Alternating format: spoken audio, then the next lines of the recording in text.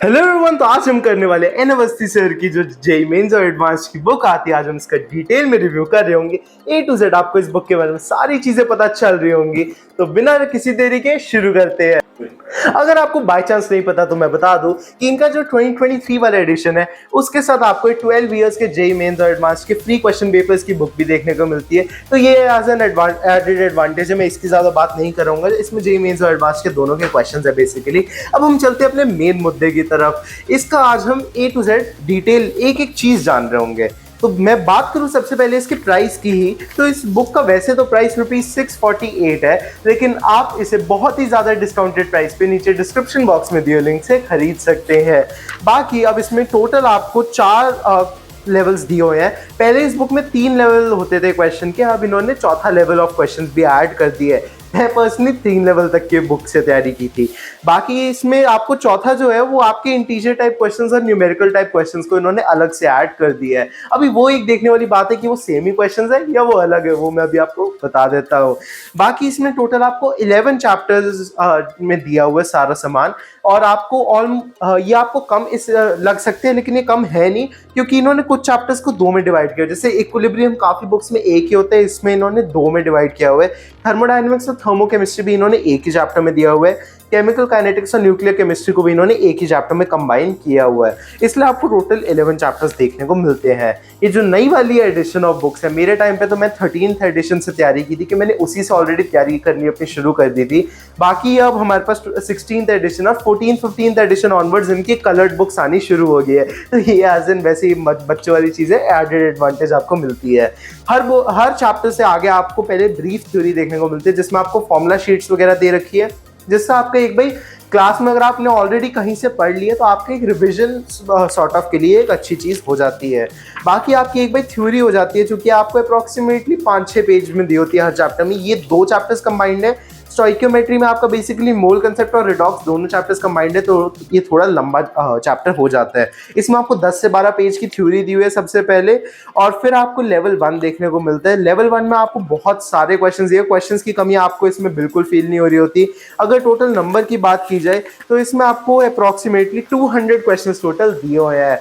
बाकी क्वेश्चंस के लेवल की बात की जाए तो मुझे पर्सनली एन अवस्थी का हमेशा लेवल 1 ऐसा लगता था, ये शुरू तो बिल्कुल ही मेंस लेवल से करते हैं, लेकिन ये धीरे धीरे आपको एडवांस लेवल के इजी और मीडियम लेवल तक के क्वेश्चंस तक भी कई बार ले जाते हैं इजीली। मतलब इसके अगर सिर्फ कोई लेवल 1 भी कर ले तो वो एक एडवांस के एस्पिरेंट के लायक है, और वो एक डिसेंट आईआईटी तो तब भी ले सकते हैं। मतलब टॉप 20,000 रैंक्स में आ सकते हैं और आप एक आईआईटी क्रैक करने के लायक रखते हैं।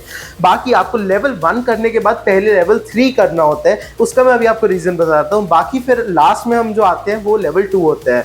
लेवल 2 इस बुक का ऑसम है। ऑसम मतलब बिल्कुल ही, मतलब वन ऑफ माई फेवरेट्स। कई लोग कहते हैं कि लेवल 2 आपका एडवांस के हार्ड वाले क्वेश्चंस को इंक्लूड करते हैं सिर्फ, और ओलंपियाड लेवल के क्वेश्चंस तक चल जाते हैं, तो ये रेलेवेंट नहीं है। मैं कहूंगा कि अगर आपको चैलेंजिंग नहीं करते तो आप आईआईटी नहीं जा पाएंगे। आप अगर लेवल 2 की एक्सरसाइजेस के क्वेश्चंस करते हैं तो आपके लिए एक एडेड एडवांटेज हो जाता है। अब जो बच्चा एक 20,000 रैंक सिक्योर कर रहे हैं, या फिर जो बच्चा टॉप 5,000 टॉप 2,000 रैंक लेकर आ रहे हैं, उसमें और उसमें वही फर्क होता है। बाकी अगर आपको भी यहाँ आना है तो थोड़ी एक्स्ट्रा मेहनत तो करनी पड़ेगी।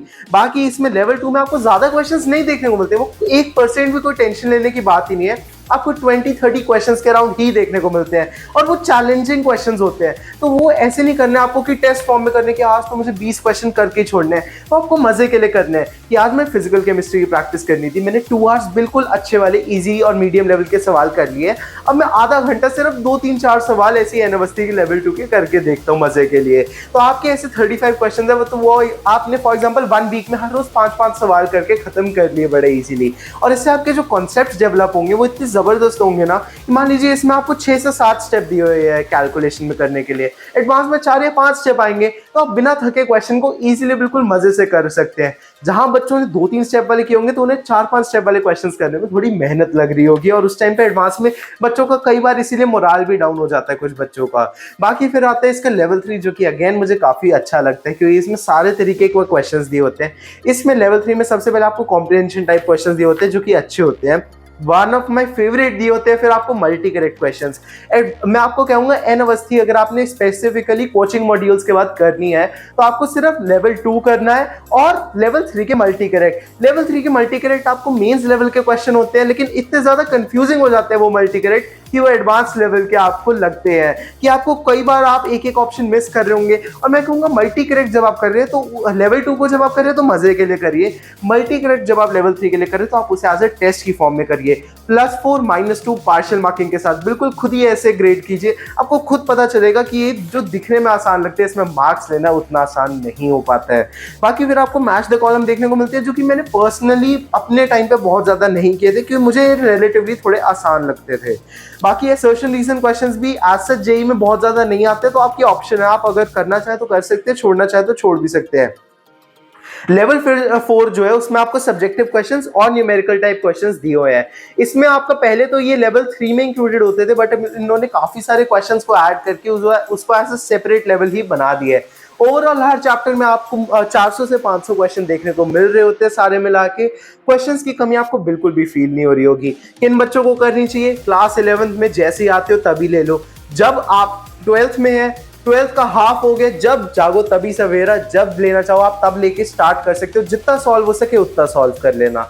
बाकी अगर आप अपने रिवीजन स्टार्ट करने के टाइम पे, मान लीजिए अभी अगस्त हुआ, आप जब भी इस वीडियो को देख रहे होंगे आपको लास्ट के 3-4 महीने में अगर आपको टाइम मिलता है और आपने एन अवस्थी का लेवल 2 नहीं किया तो मैं कहूँगा इसे लेकर आओ और सारे चैप्टर्स का सिर्फ लेवल 2 और एडवांस के मल्टी करेक्ट कर लो। या फिर अगर आप 11th से ही कर रहे हो और आपके पास इतना टाइम नहीं है तो हर चैप्टर के सिर्फ लेवल 2 और मल्टी करेक्ट ही आपको करने हैं लेवल 3 के। तो ये था मेरे इस बुक का रिव्यू। बाकी आप इसको डिस्क्रिप्शन बॉक्स में दिए लिंक से खरीद सकते हैं। बाकी अगर आप लेना चाहें तो मैंने अपने टाइम पे ओसवाल की जेईई मेंस की बुक्स भी फॉलो की थी, आप उनको भी डिस्क्रिप्शन बॉक्स में दिए लिंक से खरीद सकते हैं। आपको कौन कौन से बुक्स के रिव्यूज चाहिए या फिर और कौन कौन सी स्ट्रैटेजी स्टेप्स चाहिए आप हमें कमेंट सेक्शन में बताइएगा, हम जल्द से जल्द आपको उनके लिए लाने की कोशिश करेंगे। बाकी हम मिलेंगे अगले वीडियो में, तब तक के लिए बाय।